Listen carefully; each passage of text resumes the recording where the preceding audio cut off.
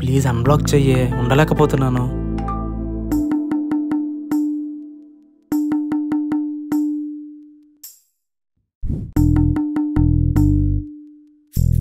Message చూసిందా లేదో కూడా తెలియడం లేదే. ఇన్స్టాగ్రామ్లో మెసేజ్ చేద్దాం. సరే, నాదే తప్పు. నువ్వు అలా మాట్లాడకుండా ఉండకే ప్లీజే.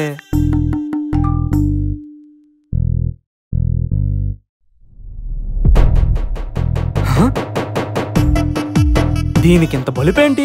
పెళ్లి చేసుకొని ఇంట్లో సుతికితే తిక్క సెట్ అయిపోద్ది. దీనికి ఇలా కాదు.